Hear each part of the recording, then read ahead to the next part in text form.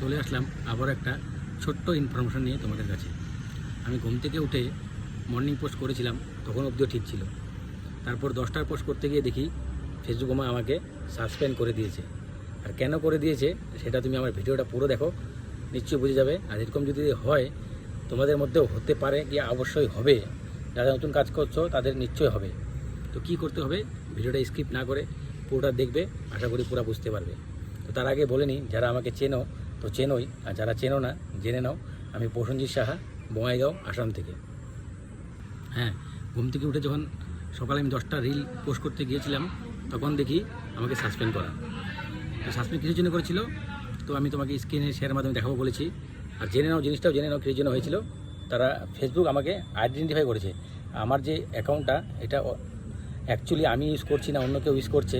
তার জন্য একটা ভিডিও ফুটেজ নিয়েছে আমার থেকে। তারপর 2 ঘন্টা পরে সেটাকে অন করে দিয়েছে আমাকে।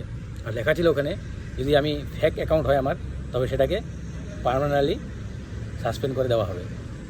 তো দেখে নিবে, তোমাদের যদি এরকম হয় নিজের ফেসের ভিডিওটা দেখিয়ে দিবে, তারপর সাবমিট করে দেবে। কী লেখা আসবে সেটা আমি একটা স্ক্রিনশট নিয়ে রেখেছি, এটা স্ক্রিন রেকর্ডিংয়ের মাধ্যমে তোমাদের দেখাচ্ছি।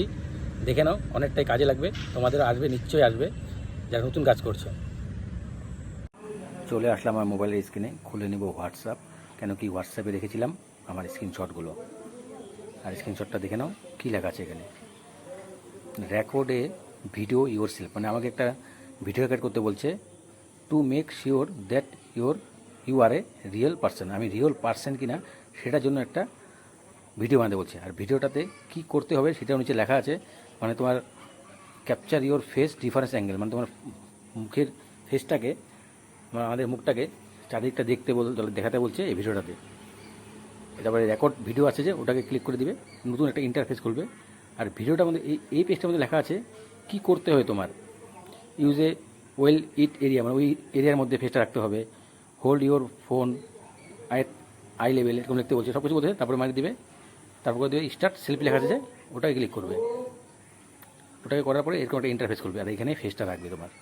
ফেসটা রাখার পরে চারিদিকটা দেখাবে, তোমার ফেসের চোখটা দেখবে, সব কিছু দেখাবে, যা করতে বলবো একবার এদিক দেখাবে, ওদিক ফেসটা পুরো দিকটা দেখাবে।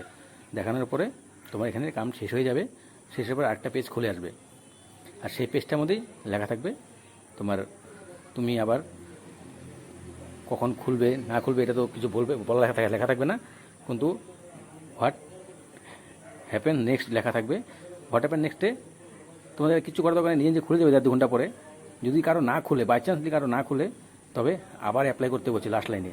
মানে তুমি যদি অরিজিনাল অ্যাকাউন্ট হও সেটা কিন্তু খুলে যাবে। কেউ যদি ডুপ্লিকেট অ্যাকাউন্ট ইউজ করে তাদের খুলবেই না। আর অরিজিনাল অ্যাকাউন্ট হওয়ার পরেও যদি না খুলে, তখনকার আবার অ্যাপ্লাই করতে বলছে ফেসবুকে। আশা করি সবাই বুঝতে পেরেছো। আর যদি কেউ বুঝতে না পারো, আমাকে কন্ট্যাক্ট করবে, বা যখন তোমাদের প্রোফাইলে এই ইস্যুটা আসবে আমাকে নক করবে।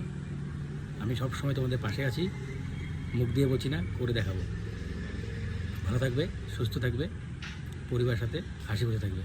ধন্যবাদ সবাইকে, ভালোবাসা দিয়ে ভালোবাসা নিয়ে যাবে।